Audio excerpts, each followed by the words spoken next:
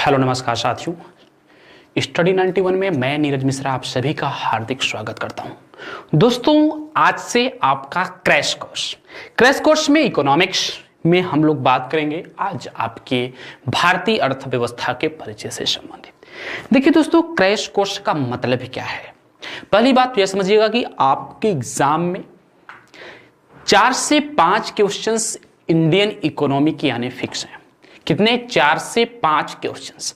और crash course में थोड़ा पढ़ाने का तरीका मेरा भिन्न होगा। मैं बहुत अलग हिसाब किताब से पढ़ाऊंगा, क्वेश्चन बेस्ड चीजें मैं आपको पढ़ाऊंगा। और याद रखिएगा, जैसे ही आपका एक टॉपिक कंप्लीट होगा, आपके लिए एकदम शानदार तरीके से प्रैक्टिस सेशन में रखूंगा। एक एक टॉपिक संभवतः 30 मिनिमम मैक्सिमम 50 क्वेश्चंस होंगे। तो और एक चीज, आपके एग्जाम में जो भी क्वेश्चंस आए हैं, अगर आपने भरोसा किया है स्टडी 91 पर, तो इससे बाहर नहीं होगा। यह मेरी जिम्मेदारी है। आपके एग्जाम में इससे बाहर प्रश्न नहीं आएंगे, यह आपको सोचना होगा। और विस्तार से एकदम जबरदस्त तरीके से इस पर हम लोग क्या कर रहे हैं, आज चर्चा करने वाले हैं। तो चलो दोस्तों, इकोनॉमिक्स में क्या होता है इकोनॉमिक्स, क्योंकि आज परिचय का टॉपिक है, भारतीय अर्थव्यवस्था का परिचय। और आज हम लोग इसी पर बहुत ही शानदार तरीके से क्या करने वाले हैं, डिस्कस करने वाले हैं। दोस्तों, भारत की अर्थव्यवस्था प्राचीन काल में बात करें तो हमारी जो भारतीय अर्थव्यवस्था थी वह एक कृषि प्रधान थी।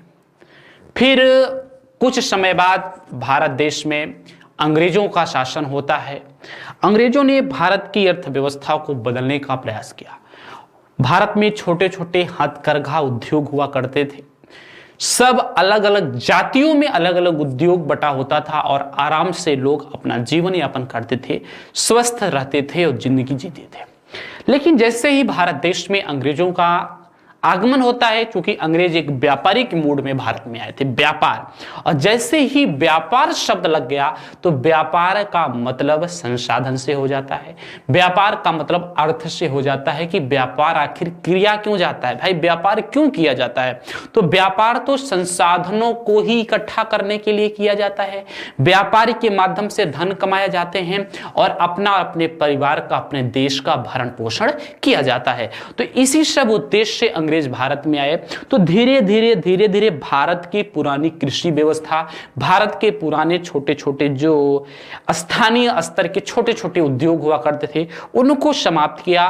क्योंकि आपको पता होगा, इंग्लैंड में 1788 यानी 18वीं सदी के उत्तरार्ध में बहुत बड़ी औद्योगिक क्रांति आई। और अगर औद्योगिक क्रांति आई तो उद्योगों का बहुत बड़े पैमाने पर विकास हुआ, बड़ी बड़ी मशीनें आई। तो जैसे ही बड़ी बड़ी मशीनें आई, और उस समय तक अंग्रेजों की स्थिति भारत में काफी मजबूत हो चुकी थी, पूरा प्रशासनिक ताना बाना अंग्रेजों का था। तो अंग्रेजों ने अपने हिसाब से देश को चलाने का प्रयास किया। अंग्रेजों ने क्या किया, अपने हिसाब से देश को चलाने का प्रयास किया। तो बात जो आपको यहां पे समझनी है, तो जैसे ही बड़े बड़े उद्योग भारत देश में लगे, तो हमारे जो पुराने हथकरघा टाइप के उद्योग थे, छोटे छोटे उद्योग थे जो स्थानीय ग्रामीण लेवल पर काम करते थे, तो वह उनका क्या हो गया, विनाश हो गया। वह क्या हुए, एक तरह से बेरोजगार हो गए। और वहीं से भारत देश में बेरोजगारी का आगमन होगा। उसके बाद लगातार मशीनें चलती रही, आर्टिफिशियल इंटेलिजेंस का बोलबाला हो गया, कृत्रिम बुद्धिमत्ता का सर्वाधिक मात्रा में प्रयोग किया जाने लगा। और कारण यह हुआ कि देश की बेरोजगारी दर बढ़ती चली गई। फिर भारत देश आजाद होता है। आजाद भारत की सबसे पहली प्राथमिकता होती है कि देश के लोगों के लिए भोजन की उपयुक्त व्यवस्था। क्या? देश के लोगों के लिए भोजन की उपयुक्त व्यवस्था। उसके बाद धीरे धीरे देश विकास की गति में आता है और विकास करना शुरू करता है। फिर उद्योगों की स्थापना होती है 1991 के शासन के तहत। तो ये सब सारी बातें हम लोग क्लासेस में देखेंगे। और इस इकोनॉमिक्स के सेगमेंट्स के अंतर्गत परिचय, बैंकिंग व्यवस्था, मुद्रास्फीति, महंगाई, गरीबी, बेरोजगारी, राष्ट्रीय आय, सारे लेक्चर्स को हम लोग आज इसी क्लास के माध्यम से एक एक करके कंप्लीट करेंगे। और अलग तरीका, थोड़ा एकदम अलग तरीका है। तो चलिए शुरू करते हैं एकदम शानदार सा सेगमेंट।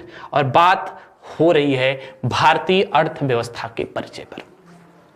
ध्यान देना दोस्तों, हम लोग बात किस पर करेंगे, भारतीय अर्थव्यवस्था के परिचय पर आपसे बात करने के लिए उपस्थित हुए हैं। तो आप यह देखने का प्रयास करेंगे कि आपका यह टॉपिक बता रहा है कि अर्थ शास्त्र क्या है? ध्यान दीजिएगा, क्या पूछ रहा है कि अर्थशास्त्र क्या है। अब आप कैसे बताएंगे कि भाई अर्थशास्त्र क्या है? तो अभी तो सर आप अर्थव्यवस्था की बात कर रहे थे, अब आप कह रहे हैं अर्थशास्त्र क्या है। देखिए दोस्तों, जब तक अर्थशास्त्र क्या है यह आप नहीं समझेंगे तब तक आप आगे की चीजों को नहीं समझ पाएंगे। अर्थशास्त्र क्या है, व्हाट इज इकोनॉमिक्स, यह डिफिनेशन जिस दिन आप समझ गए उस दिन आपको यह समझ में आ जाएगा कि आखिर हमको इकोनॉमिक्स पढ़ाया क्यों जाता है। दोस्तों यहां पर देखिए लिखा है अर्थशास्त्र। अर्थशास्त्र अगर बहुत ध्यान से देखने का प्रयास करेंगे तो अर्थशास्त्र में दो शब्द आपको नजर आएंगे। अर्थशास्त्र में दो शब्द आपको नजर आएंगे। पहला शब्द क्या है? अर्थ। अर्थ का मतलब होता है धन। धन का मतलब होता है संसाधन। अर्थ का मतलब धन, धन का मतलब होता है संसाधन। अच्छा, संसाधन क्या होता है सर? संसाधन उसको कहते हैं जिसके माध्यम से आवश्यकताओं की पूर्ति होती है। जिसके माध्यम से आवश्यकताओं की पूर्ति होती है उसी को धन या संसाधन कहा जाता है। संसाधन यानी रिसोर्सेस, इसकी डिफिनीशन होती है जिसके माध्यम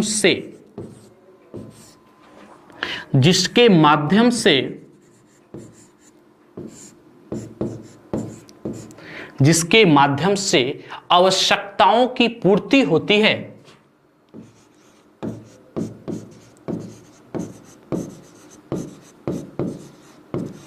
जिसके माध्यम से आवश्यकताओं की पूर्ति होती है।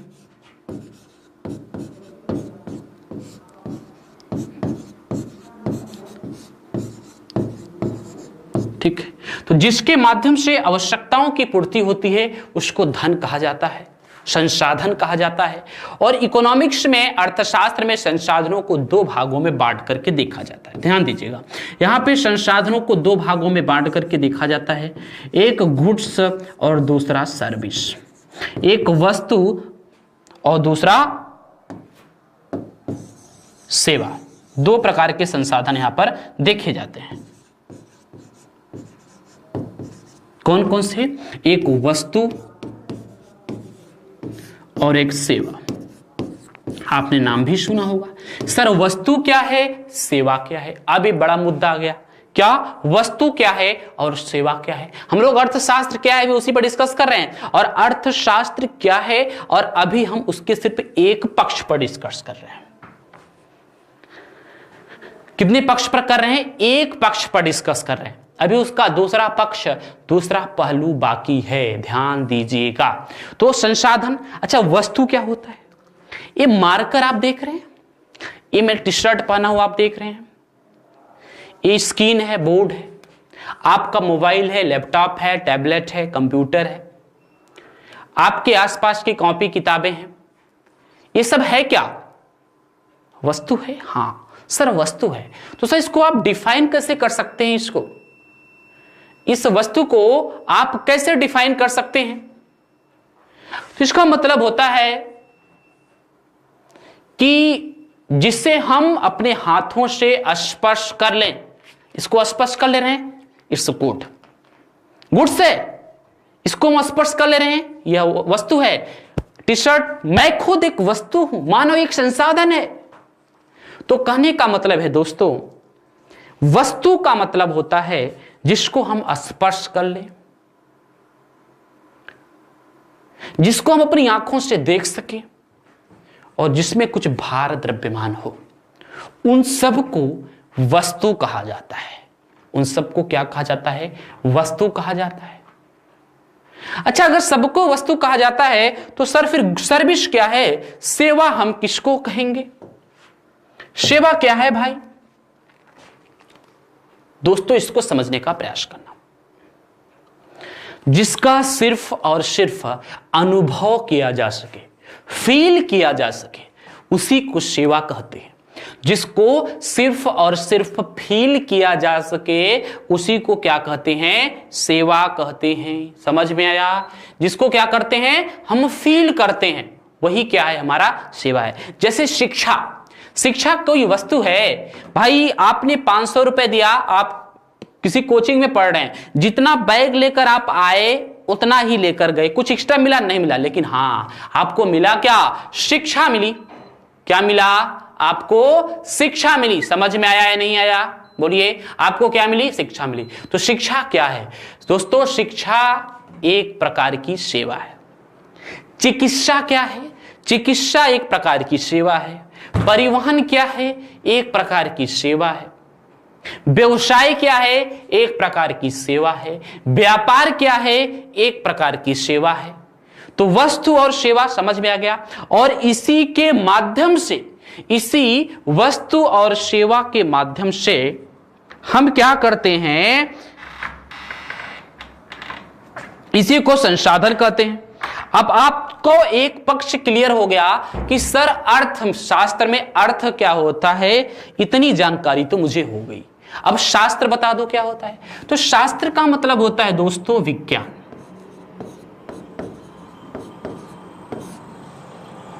शास्त्र का मतलब क्या होता है? विज्ञान। अच्छा सर, विज्ञान क्या होता है? किसी विशेष वस्तु सुव्यवस्थित सुपरिष्कृत क्रमबद्ध ज्ञान को विज्ञान कहते हैं, ऐसा हमने बचपन में पढ़ा था। लेकिन ये डिफिनेशन सूट नहीं करती, क्योंकि दोस्तों आप एक अच्छे स्टैंडर्ड एग्जाम की तैयारी कर रहे हैं और वो आपके लिए बहुत ही शानदार है। विज्ञान क्या है? विज्ञान एक ऐसा विषय है जिसके माध्यम से हम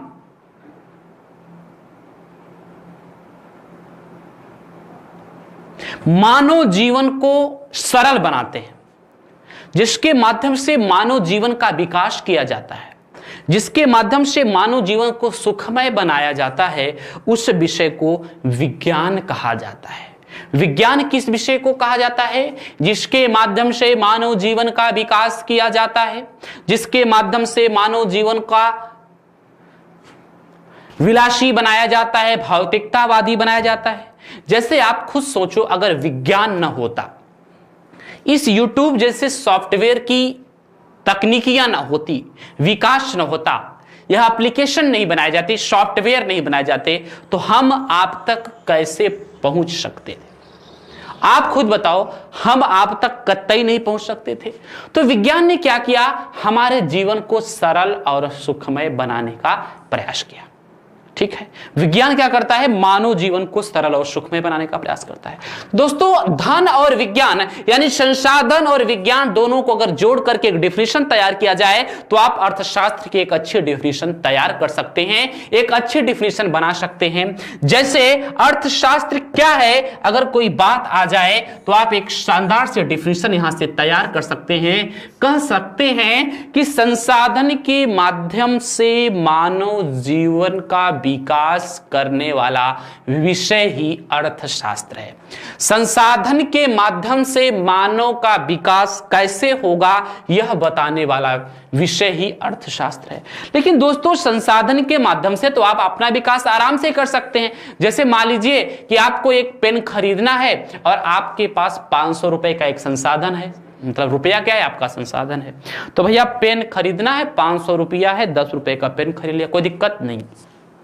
लेकिन अगर आपका काम 500 का है और आपके पास 100 रुपए हैं, वो काम होना चाहिए कि नहीं होना चाहिए? बताइए, आप ही बताइए, वह काम होना चाहिए या कि नहीं होना चाहिए? भैया वह काम होना चाहिए। तो कहने का मतलब है कि सीमित संसाधनों का कुशलतम प्रयोग करने वाला विषय ही अर्थशास्त्र है, या सीमित संसाधनों के माध्यम से मानव का विकास कैसे होगा, यह बताने वाला विषय अर्थशास्त्र है। तो लिख सकते हैं, सीमित संसाधनों के माध्यम से, सीमित संसाधनों के माध्यम से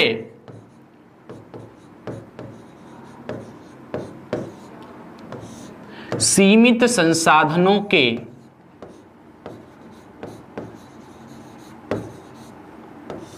माध्यम से सीमित संसाधनों के माध्यम से मानव का विकास करने वाला विषय ही मानव का विकास करने वाला विषय ही सीमित संसाधनों के माध्यम से मानव का विकास करने वाला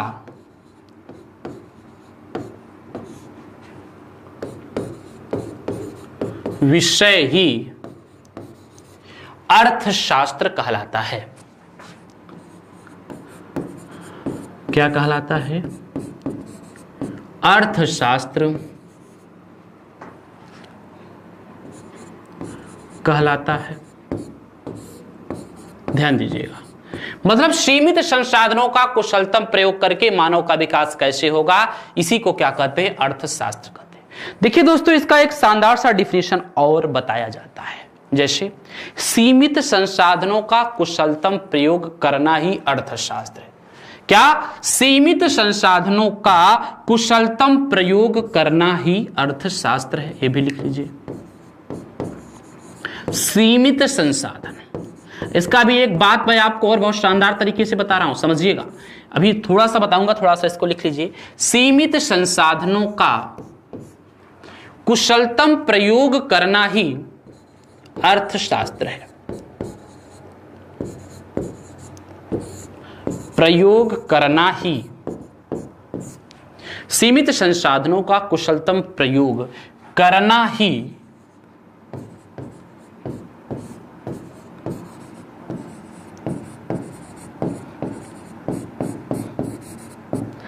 अर्थशास्त्र है।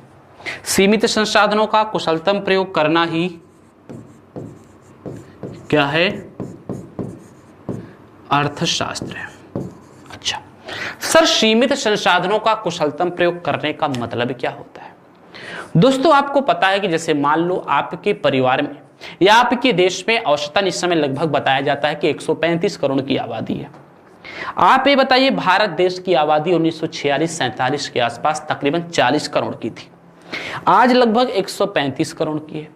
देश का क्षेत्रफल उतना ही है, जनसंख्या बढ़ी है, तो क्या बताइए जो संसाधन होते हैं, जो रिसोर्सेस होते हैं, वह आपकी जमीन पर ही पाए जाते हैं। जब जमीन आपकी उतनी ही है, संसाधन में आपके वृद्धि हो रहा है, तो संसाधन सीमित है कि नहीं है? आप बताओ, आप बताओ, संसाधन सीमित है कि नहीं है? तो भैया उस सीमित संसाधन से कैसे आपका विकास होगा, उस सीमित संसाधन से आपका कुशलतम विकास कैसे होगा, यही इसी का अध्ययन करने वाला विषय क्या है?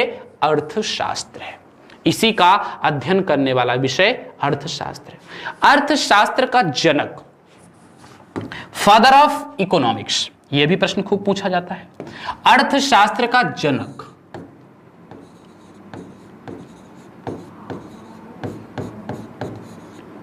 हालांकि प्रश्न मैंने आपके रखा है, उस पर डिस्कस करूंगा। तो अर्थशास्त्र का जनक कौन है? तो ध्यान दीजिएगा, अर्थशास्त्र के जनक हैं श्रीमान एडम स्मिथ। कौन है? ये प्रश्न आपके एग्जाम में पूछा जा चुका है 2017 वाले में, एक किसी सीरीज में, मुझे नाम नहीं याद आ रहा है किस दिन का पेपर है, लेकिन पूछा जा चुका, द्वितीय पाली में पेपर था। ये इतना बता सकता हूं कि अर्थशास्त्र के जनक कौन है। तो अर्थशास्त्र के जनक हैं एडम स्मिथ महोदय। ठीक है, अर्थशास्त्र के जनक। लेकिन who is the father of modern economics? आधुनिक अर्थशास्त्र का जनक कौन है? तो आधुनिक अर्थशास्त्र के जनक हैं प्रोफेसर किन्स। लिख लो, आधुनिक अर्थशास्त्र का जनक, आधुनिक अर्थशास्त्र का जनक,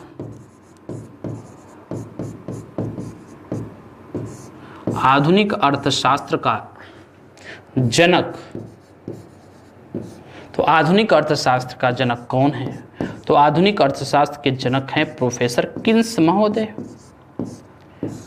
ठीक, आधुनिक अर्थशास्त्र का जनक कौन है?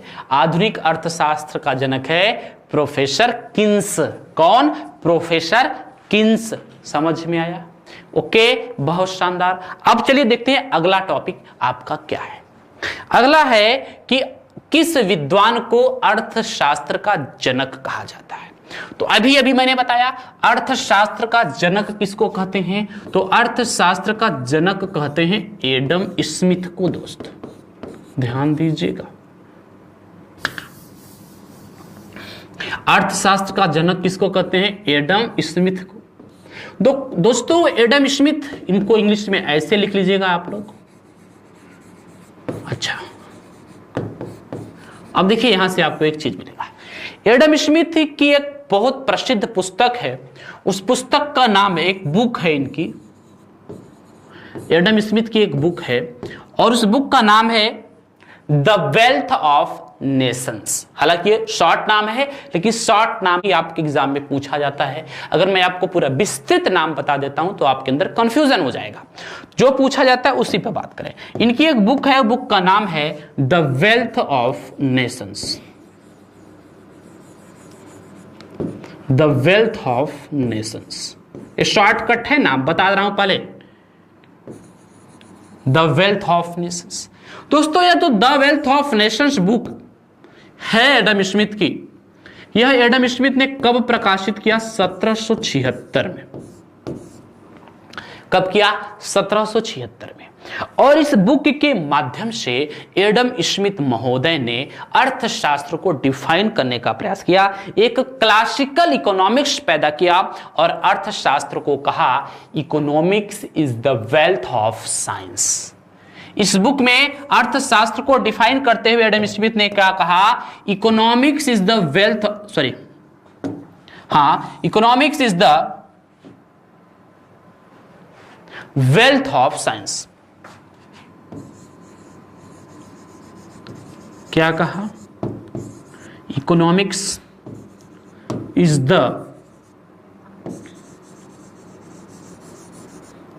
Wealth of science. मतलब ये इसकी डिफिनीशन है।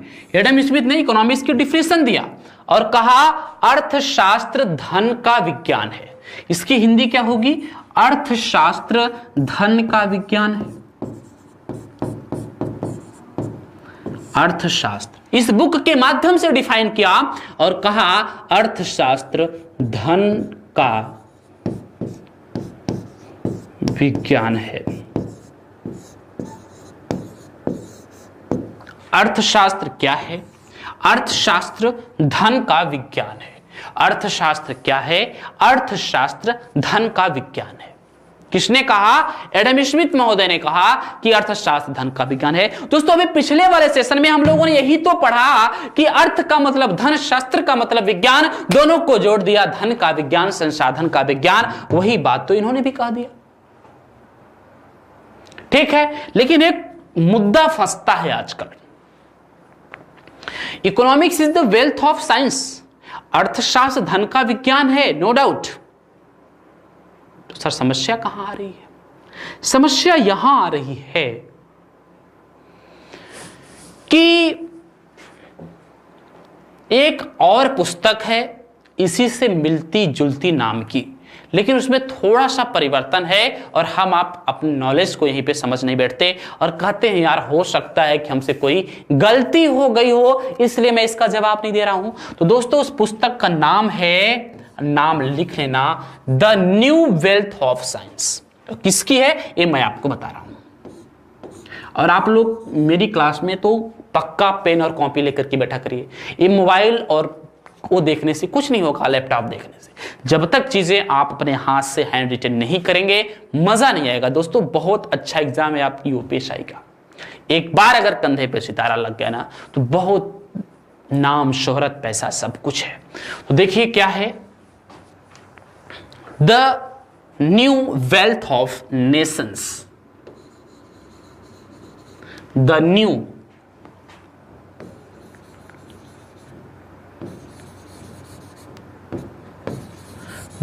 Wealth of Nations. दोस्तों सौभाग्य की बात यह है कि the new wealth of nations के राइटर आपके इंडियन हैं। इनका नाम है Sujata S Bhalla. Sujata S Bhalla. Sujata S Bhalla ने यह पुस्तक राइट की कब? 2003 में। समझ में आया? तो यह पुस्तक the new wealth of Nations, यह सुजाता एस भल्ला की है, और द वेल्थ ऑफ नेशंस यह 1776 में राइट की गई पुस्तक आपके एडम स्मिथ की है।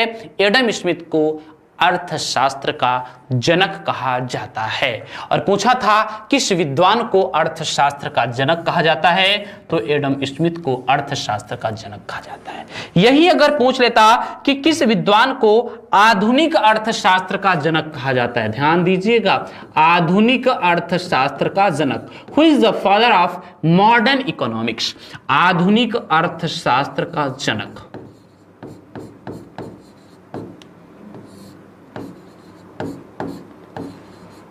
तो दोस्तों आधुनिक अर्थशास्त्र का जनक कहा जाता है प्रोफेसर किन्स महोदय को। किसको? प्रोफेसर किन्स महोदय को आधुनिक अर्थशास्त्र का जनक कहा जाता है। समझ में आया? तो आधुनिक अर्थशास्त्र का जनक प्रोफेसर किन्स को कहा जाता है। ओके, चलिए भैया अब देखिएगा आपका अगला सा सेगमेंट क्या है।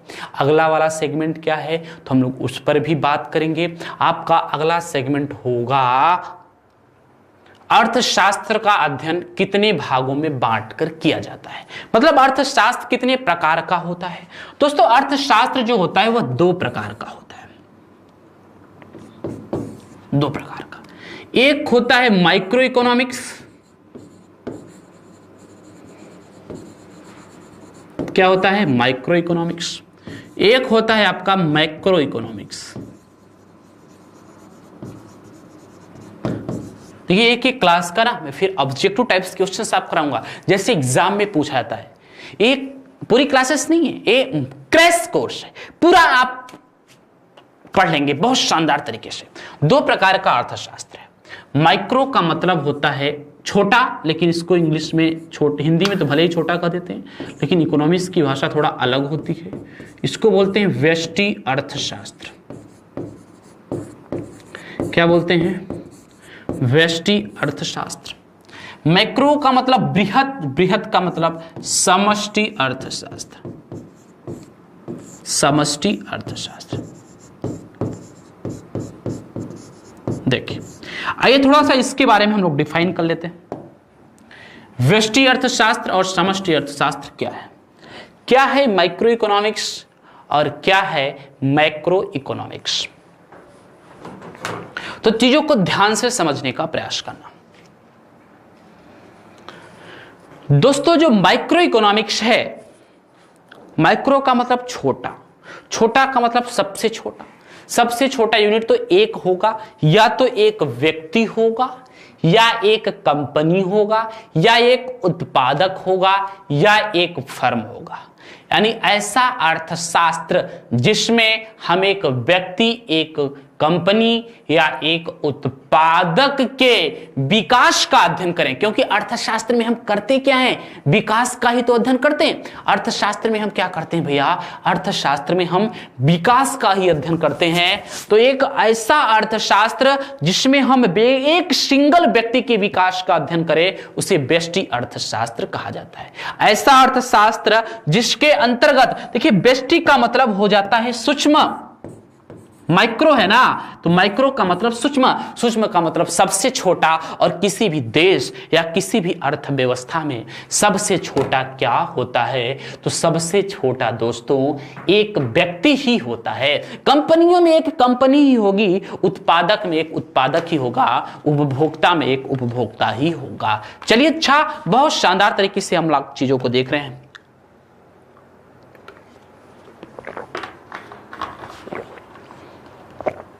चलिए लिख लीजिएगा, ऐसा अर्थशास्त्र जिसमें,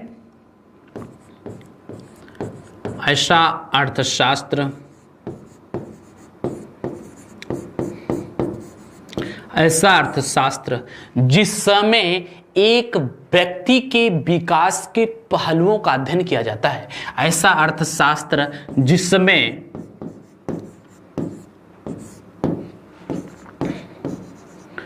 एक व्यक्ति के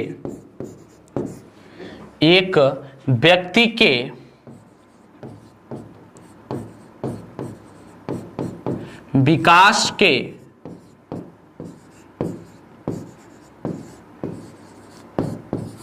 पहलुओं का अध्ययन किया जाता है।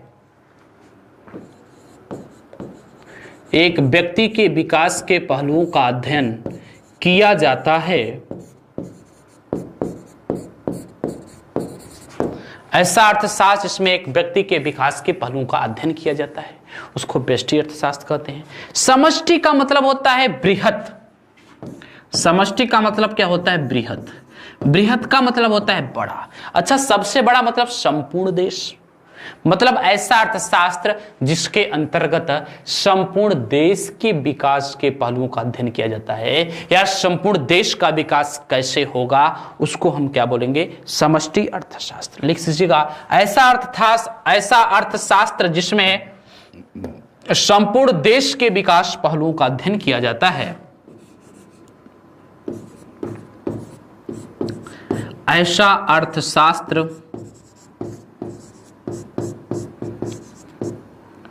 जिसमें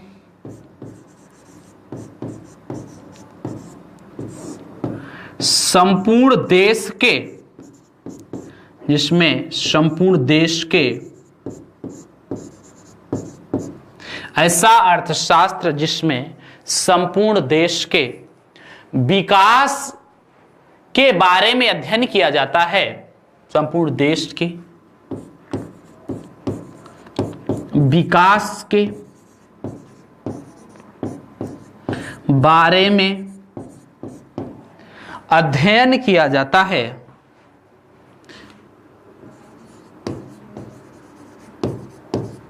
संपूर्ण देश के विकास के बारे में अध्ययन किया जाता है, उसे बोलते हैं समष्टि अर्थशास्त्र। अच्छा, संपूर्ण देश का विकास करता कौन है? तो संपूर्ण देश का विकास करता है सरकार। तो सरकार के काम काजों को हम लोग इसमें रखते हैं, किसमें? समष्टि अर्थशास्त्र में। जैसे गरीबी का अध्ययन किसके अंतर्गत करते हैं? तो गरीबी दूर करने का काम किसका है? सरकार का है। बेरोजगारी के अध्ययन किसके अंतर्गत करते हैं? समष्टि अर्थशास्त्र के अंतर्गत। क्यों? क्योंकि बेरोजगारी दूर करने का काम किसका है? सरकार का है। पोषण को किसके अंतर्गत रखते हैं? पोषण को रखते हैं सरकार के अंतर्गत। और बजट कौन पेश करता है? सरकार पेश करती है। योजना कौन बनाता है? सरकार बनाती है। तो इन सब को हम लोग किसके अंतर्गत रख देते हैं? समष्टि अर्थशास्त्र के अंतर्गत रखते हैं।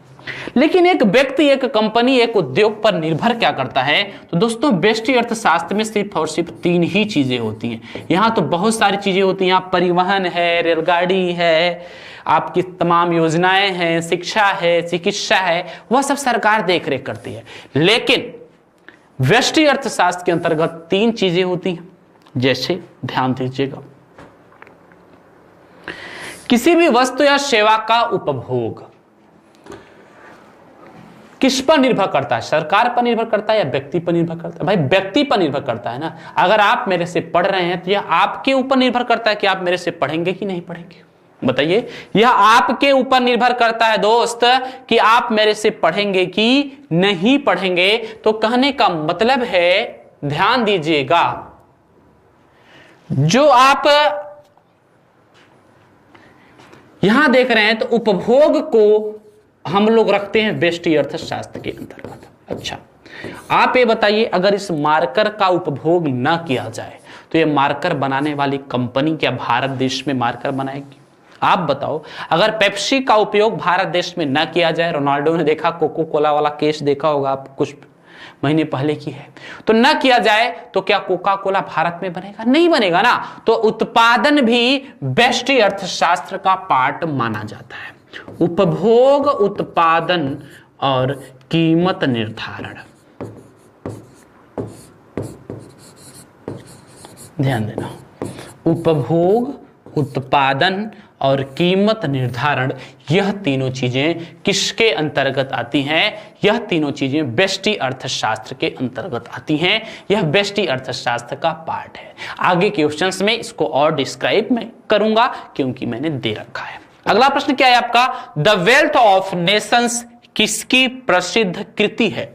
मतलब आपसे पूछ लिया गया कि आप बताओ बेटा, जो ये द वेल्थ ऑफ नेशंस पुस्तक है इसको लिखा किसने है?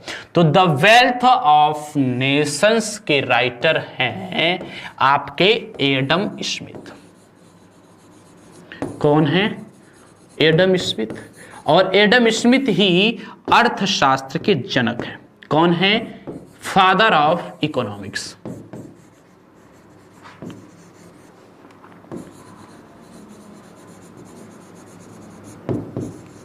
फादर ऑफ इकोनॉमिक्स कौन है? तो फादर ऑफ इकोनॉमिक्स भी एडम स्मिथ है। द वेल्थ ऑफ नेशंस को एडम स्मिथ ने कब लिखा? 1776, 1776 ईस्वी में। एक बात मैंने आपको और बताई थी, इसी से मिलती जुलती एक और कृति है, उसका नाम है the new wealth of nation. The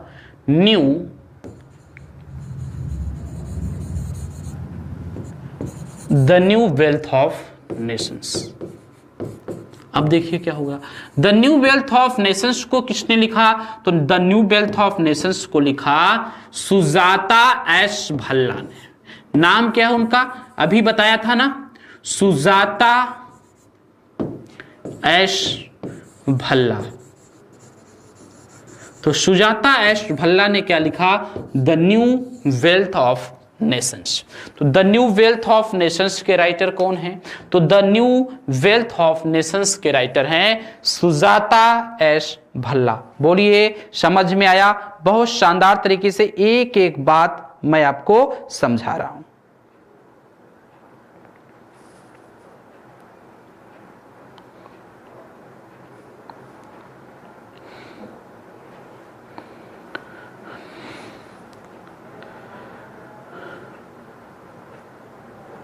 ठीक, चलिए अब देखिएगा क्या है।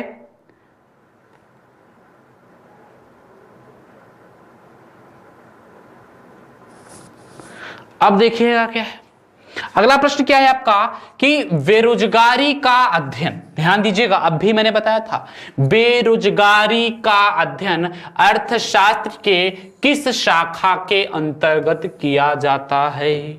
बेरोजगारी का अध्ययन अर्थशास्त्र की किस शाखा के अंतर्गत किया जाता है? किसका अध्ययन? बेरोजगारी का। अब देखिए दोस्तों, बेरोजगारी का अध्ययन अर्थशास्त्र के समष्टि अर्थशास्त्र के अंतर्गत किया जाता है। कौन सी शाखा के अंतर्गत किया जाता है? समष्टि अर्थशास्त्र के अंतर्गत। समष्टि अर्थशास्त्र मतलब मैक्रो इकोनॉमिक्स। मैक्रो इकोनॉमिक्स, समष्टि अर्थशास्त्र का मतलब क्या होता है? Macro economics. और इसके लिए हिंदी वाला जो शब्द प्रयोग किया जाता है, मैक्रो का मतलब होता है बड़ा, और इसके लिए बृहत अर्थशास्त्र जैसे शब्द का प्रयोग किया जाता है। इसके लिए कैसे शब्द का प्रयोग किया जाता है? बृहत अर्थशास्त्र। तो नोट करिएगा, बृहत अर्थशास्त्र। तो देखिए, बृहत अर्थशास्त्र में या मैक्रो इकोनॉमिक्स में शामिल किसको किया जाता है? सरकार के द्वारा किए जाने वाले कार्यों को। मैंने अभी अभी बताया था। तो इसमें किसको शामिल करते हैं भैया? सरकार के द्वारा किए जाने वाले कार्यों को। सरकार के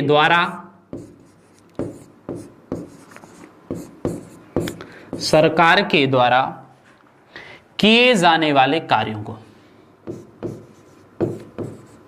किए जाने वाले कार्यों को। ठीक है, तो सरकार के द्वारा किए जाने वाले कार्यों को शामिल किया जाता है। अच्छा, इसमें सिर्फ बेरोजगारी पूछ लिया है ना, कुछ और भी पूछा जा सकता था। तो ऐसे कौन से इंपॉर्टेंट कार्य हैं जो हम लोग सरकार के द्वारा इसके अंतर्गत होता है? तो आइए लिख लीजिए। सबसे पहले लिख लीजिएगा गरीबी का अध्ययन। अच्छा भाई, गरीबी का काम कौन करता है? आप देखिए, आप भले रट्टा मारें, लेकिन आप इतना समझ लीजिएगा कि जो सरकार कार्य करती है, आप जानते हैं सरकार कौन कौन से कार्य करती है। गरीबी को दूर करने का काम किसका है? सरकार का है। बेरोजगारी को दूर करने का कार्य किसका है? सरकार का है। शिक्षा पर काम कौन करता है? सरकार करती है। चिकित्सा पर कार्य कौन करता है? सरकार करती है। हम आप थोड़ी ना करते हैं, शिक्षा, चिकित्सा, परिवहन। परिवहन पर कार्य कौन करती है? सरकार करती है। बैंकिंग व्यवस्था पर कार्य कौन करता है? सरकार करती है।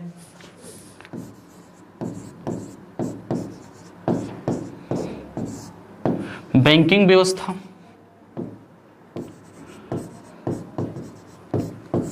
पोषण का कार्य कौन करता है? सरकार करती है।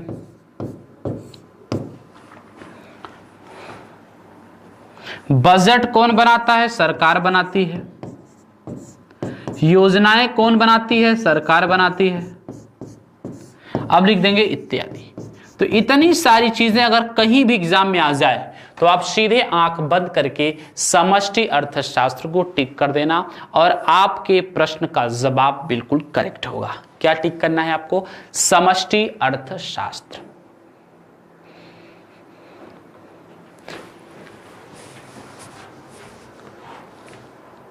ठीक, आपको समष्टि अर्थशास्त्र को टिक करना है और वह आपका जवाब हो जाएगा। सही सही सही। अब देखिएगा, आइए अगला प्रश्न देखते हैं क्या है आपका। अगला प्रश्न है, मांग के नियम का संबंध किस अर्थशास्त्री से है? डिमांड लॉ, नाम शायद सुना होगा, बहुत चर्चित है और इतना ज्यादा चर्चित है डिमांड्स लॉ कि लोग कहते बहुत बड़ी चीज है। अरे यार, कोई कुछ बड़ी चीज नहीं है। अच्छा बताइए, क्या जब तक सर आइजक न्यूटन ने गुरुत्वाकर्षण का सिद्धांत नहीं दिया था तो कोई सेब या कोई फल, पत्थर ऊपर आकाश में उछालो तो क्या नीचे नहीं गिरता था? गिरता था। उन्होंने देखा और उसके बारे में थोड़ा सा बताने का, डिटेल में प्रयास किया, थोड़ा सा बताने का प्रयास किया। दोस्तों, डिमांड्स लॉ दिया है प्रोफेसर मार्शल ने और ये पूछा जाता है। मांग का नियम किसने दिया है? प्रोफेसर मार्शल ने दिया है। अच्छा, मांग का नियम होता क्या है? भाई मांग का नियम क्या है? मांग क्या है? अच्छा, मांग का मतलब क्या होता है? मांग और आवश्यकता दोनों में अंतर है। आवश्यकता पड़ने पर मांग होती है, लेकिन मांग और आवश्यकता में अंतर है। जैसे मान लीजिए आपको किसी पेन की जरूरत है, आवश्यकता पड़ी तो आप कहां जाएंगे? मार्केट में, दुकान में। दुकान में क्या करेंगे? आप उसकी डिमांड करेंगे, मांग करेंगे। आपको एक वाकया बताता हूं, एक कहानी बताता हूं, उसके माध्यम से आप इसको डिमांड्स लॉ को समझेंगे। प्रोफेसर मार्शल को याद कर लेना, बाकी वाकया वगैरह नहीं पूछा जाता। ये होता क्या है, थोड़ा सा मैं इसको लिखना चाह रहा हूं, आपको बताना चाह रहा हूं, इसलिए मैं बता रहा हूं। देखना, मान लीजिए आप सब्जी मंडी में सब्जी खरीदने जाओ। एक ठेले पर आलू लेकर व्यापारी खड़ा हुआ है। वह सुबह से आलू 20 रुपए पर केजी, यानी 20 रुपए प्रति किलोग्राम के हिसाब से बेच रहा था। उसकी आलू नहीं बिकी। आलू खरीदने वाले लोगों की संख्या कम थी। अब पहला प्रश्न उठेगा कि आलू खरीदने वाले लोगों की संख्या कम क्यों थी? आलू ही नहीं, कोई भी चीज हो सकती है। फिर आएगा, यार लोगों के पास पैसे नहीं थे, मतलब मांग कम थी। मांग कम कब होती है? जब तरलता कम होती है, लोगों के पास पैसे कम होते हैं तो मांग कम हो जाती है। भाई अगर आपके पास पैसे हैं, अगर आपके पास अभी 200 है तो आपकी मांग 200 के हिसाब से होगी। अभी अगर 2 लाख होंगे तो फिर 200 के हिसाब से मांग होगी? नहीं होगी ना, फिर आपकी मांग बदल जाएगी। तो मांग का सीधा सीधा संबंध पैसे से होता है, मुद्रा से होता है, उसको बोलते हैं मुद्रा। जब आपके पास मुद्रा ज्यादा है तो आप मांग ज्यादा करेंगे, जब आपके पास मुद्रा कम है तो आप मांग कम करेंगे। ठीक है, देखिए फिर क्या हुआ, उसकी आलू नहीं बिकी। तो आप ये बताइए, क्या वह शाम को अपनी आलू सस्ते में बेचेगा? बिल्कुल, वह थोड़ा सस्ता करने का प्रयास करेगा। वह देखेगा वो लोगों के पास पैसे नहीं है, तो इसका मतलब थोड़ा सा हम इसको सस्ता बेचते हैं, इसको सस्ता करने का प्रयास करते हैं। ठीक है, तो होता क्या है, जब किसी वस्तु या सेवा की मांग में कमी आती है,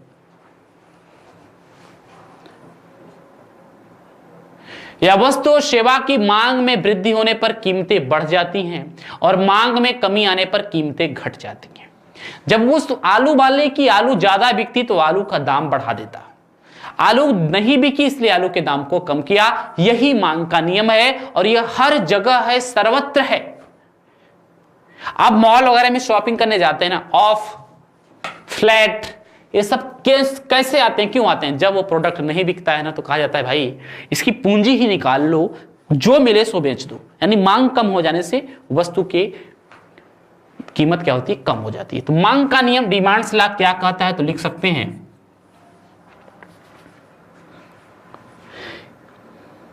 मांग के बढ़ने पर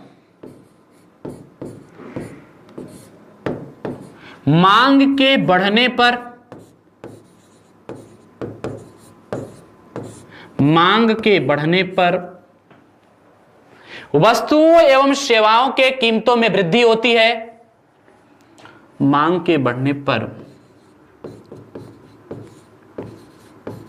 वस्तुओं एवं सेवाओं के कीमतों में वृद्धि होती है।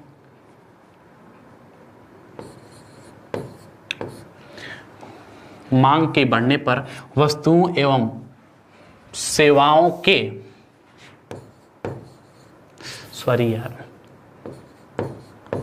वस्तुओं एवं सेवाओं के कीमतों में वृद्धि होती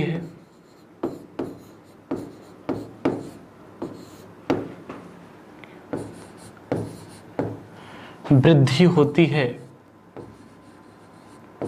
तथा मांग के घटने पर गिरावट होती है। मांग के बढ़ने पर वस्तुओं एवं सेवाओं के कीमतों में वृद्धि तथा मांग के घटने पर या मांग के कम होने पर तथा मांग के कम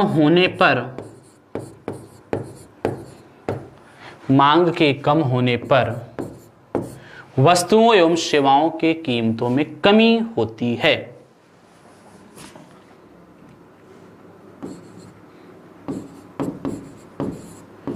वस्तुओं एवं सेवाओं के कीमतों में कमी होती है।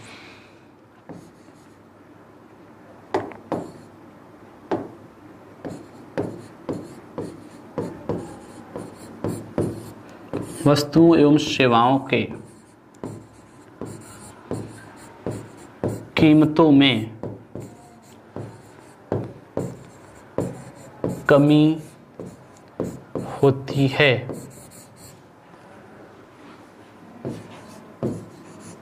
समझ में आया? जब मांग बढ़ती है तो वस्तु और सेवाओं की कीमत बढ़ती है, जब मांग घटती है तो वस्तु और सेवाओं की कीमत घटती है। अगला देखिए क्या है प्रश्न आपका, व्यष्टि अर्थशास्त्र को कितने भागों में विभाजित किया जाता है? तो मैंने अभी अभी आपको बताया था कि व्यष्टि अर्थशास्त्र के सिर्फ तीन चीजें होती हैं। एक होता है उपभोग, एक होता है उत्पादन, एक होता है कीमत निर्धारण। अगर इसमें से कोई पूछे व्यष्टि अर्थशास्त्र तो आपको तुरंत बता देना चाहिए यह तीन चीजें होती हैं। उपभोग के लिए एक और शब्द का प्रयोग किया जाता है। उपभोगकर्ता कौन है? उपभोक्ता। तो इसलिए इसको उपभोक्ता व्यवहार सिद्धांत भी कहा जाता है। क्या कहा जाता है इसके लिए? उपभोक्ता व्यवहार सिद्धांत। उपभोक्ता व्यवहार सिद्धांत। फिर उत्पादन को क्या कहते हैं? उत्पादन कौन करता है? उत्पादक यानी प्रोड्यूसर्स। इसको प्रोड्यूसर व्यवहार सिद्धांत मतलब उत्पादक व्यवहार सिद्धांत कहा जाता है। उत्पादक व्यवहार सिद्धांत। उत्पादक व्यवहार सिद्धांत क्या बोलते हैं इसको? उत्पादक व्यवहार सिद्धांत। कीमत निर्धारण को बोलते हैं कीमत निर्धारण सिद्धांत, यानी प्राइस डिसाइडिंग थियरी, कीमत निर्धारण सिद्धांत। ये तीन चीजें होती हैं, इसके अलावा चौथा इसमें कुछ नहीं होता। इसके बाद जो सब कुछ होता है वह सब के सब समष्टि अर्थशास्त्र में होता है। समष्टि अर्थशास्त्र में हम लोग जो अध्ययन करते हैं वह संपूर्ण देश के विकास के बारे में अध्ययन करते हैं। व्यष्टि अर्थशास्त्र में जो हम लोग अध्ययन करते हैं वह हम लोग एक देश के विकास के बारे में अध्ययन करते हैं। ठीक है, तो चलिए आगे बढ़ते हैं सेगमेंट को। बात करते हैं अर्थशास्त्र धन का विज्ञान है, यह कथन किसका है। दोस्तों अर्थशास्त्र धन का विज्ञान है, इसको इंग्लिश में ले जाइए और आपको पता चल जाएगा economics is the wealth of science. Economics is the wealth of science. यह किसने कहा था? तो यह बात एडम स्मिथ ने कही थी। और यह बात एडम स्मिथ ने किसमें कही थी? अपनी पुस्तक में कही थी।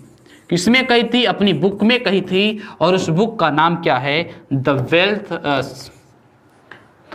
Wealth of Nations. इसमें द वेल्थ ऑफ नेशंस में कही थी। समझ में आया? द वेल्थ ऑफ नेशंस का पब्लिकेशन कब हुआ था? 1776 में, 1776 में। और उसी बुक के माध्यम से उन्होंने कहा था economics is the wealth of science, यानी अर्थशास्त्र धन का विज्ञान है। क्या है? धन का विज्ञान है। किसी भी देश के अंदर जीवन स्तर का निर्धारण किस आधार पर किया जाता है? बहुत इंपॉर्टेंट सा प्रश्न है। किसी भी देश के अंदर जीवन स्तर का निर्धारण किस आधार पर किया जाता है? यह प्रश्न कई बार पूछा जाता है। जीवन स्तर, अच्छा आपका जीवन स्तर कैसा है यह किसके कैसे डिपेंड करता है? यह डिपेंड करता है कि आपकी आमदनी कितनी है। जाहिर सी बात है दोस्तों, जिसकी आमदनी 2000 रुपए की होगी उसका जीवन स्तर 2000 के हिसाब से होगा। जिसकी आमदनी 50,000 रुपए होगी उसका जीवन स्तर 50,000 रुपए के हिसाब से होगा। जिसकी आमदनी 5 लाख रुपए की होगी उसका जीवन स्तर 5 लाख रुपए के हिसाब से होगा। लेकिन यहां किसी व्यक्ति की बात ना करके किसी देश की बात किया है, तो देश के अंदर का जो जीवन स्तर होता है वह प्रति व्यक्ति आय पर आधारित करता है। यही तो बात बता रहा हूं ना। तो एक एक व्यक्ति की जो आय है तो प्रति व्यक्ति आय के आधार पर निर्धारित करता है। प्रति व्यक्ति आय, तो प्रति व्यक्ति आय के अनुसार किसी भी व्यक्ति किसी भी देश में क्या होता है? जीवन स्तर का निर्धारण होता है। और एक सबसे उपयुक्त माप भी यही होता है। देश के विकास का सबसे उपयुक्त माप भी प्रति व्यक्ति आय ही है। अच्छा, प्रति व्यक्ति आय को हम निकालते कैसे हैं? दोस्तों प्रति व्यक्ति आय को इंग्लिश में पर कैपिटा इनकम भी बोलते हैं, PCI भी बोलते हैं। प्रति व्यक्ति आय कैसे निकलेगी? जो पूरे देश की राष्ट्रीय आय, देखिए यहां पर मैं आपको बता रहा हूं, लेकिन अभी पूरा जब नेशनल इनकम के चैप्टर को पढ़ेंगे तो बहुत ही विस्तार से बताएंगे। और जनसंख्या का अनुपात, तो राष्ट्रीय आय और जनसंख्या का अनुपात ही प्रति व्यक्ति आय कहलाता है। सर कहेंगे सर ये टॉपिक यहां आपने क्यों डाल दिया? यह टॉपिक यहां डालने का मेरा मकसद था कि आपने विकसित, विकासशील और अल्प विकसित अर्थव्यवस्थाएं सुनी होगी। जो विकसित, विकासशील और अल्प विकसित अर्थव्यवस्थाएं होती हैं उनका निर्धारण प्रति व्यक्ति आय के ही हिसाब से होता है। जीवन स्तर यानी रहन सहन के ही अनुसार होता है। सुनने होंगे ना कि जिस देश में लोगों का रहन सहन सबसे उच्च है, जिस देश के लोगों का रहन सहन सबसे उच्च है वह विकसित अर्थव्यवस्था होती है। जिस देश के अंदर लोगों का रहन सहन थोड़ा नीचे है वह विकासशील, और जहां सबसे कम है वहां पे अल्प विकासशील। तो प्रति व्यक्ति आय के हिसाब से किसी भी देश के अंदर क्या होता है? जीवन स्तर का निर्धारण होता है।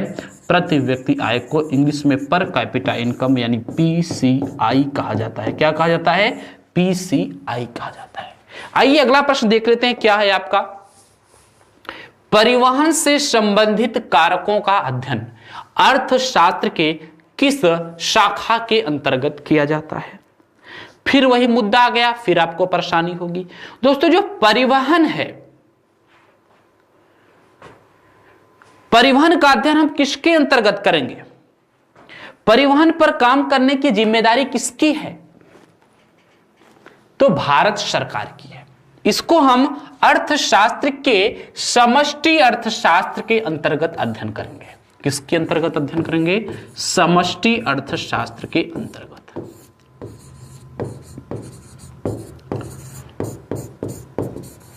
ध्यान दीजिएगा, किसके अंतर्गत हम लोग अध्ययन करने वाले हैं? समष्टि अर्थशास्त्र। समष्टि अर्थशास्त्र के अंतर्गत, यानी इसको इंग्लिश में मैक्रो इकोनॉमिक्स कहा जाता है। इसको इंग्लिश में क्या बोलते हैं?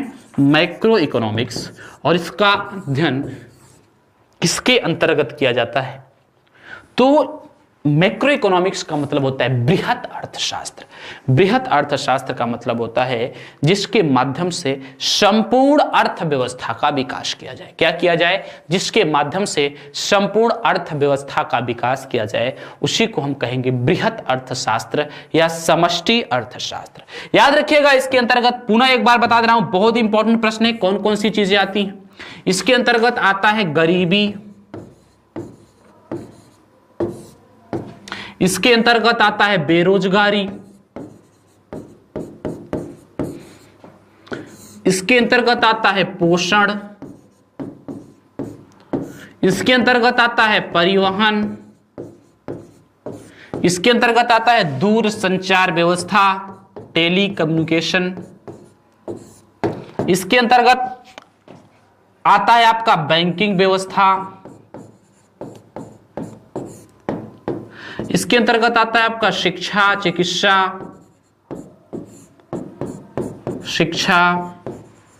चिकित्सा, बजट,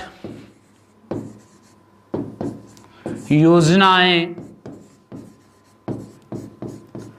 आदि सारी चीजें इसके अंतर्गत आती हैं। किसके अंतर्गत? तो कहेंगे सर समष्टि अर्थशास्त्र के अंतर्गत। तो ये सब सारी चीजें अर्थशास्त्र की किस शाखा के अंतर्गत आती हैं? तो ये सब सारी चीजें अर्थशास्त्र में समष्टि अर्थशास्त्र के अंतर्गत आती हैं। ठीक है, तो दोस्तों जो आपकी क्लासें हैं, पहला लेक्चर आपका यहीं पे कंप्लीट होगा। मुझे उम्मीद है कि बहुत सारी चीजें आप लोगों ने सीखने का प्रयास किया होगा। इसकी अगली बातें हम लोग करेंगे अगले लेक्चर्स में। तब तक के लिए अपना ध्यान रखिएगा, अपनी पढ़ाई को अच्छी तरीके से करते रहिएगा। Thank you, best of luck, जय हिंद।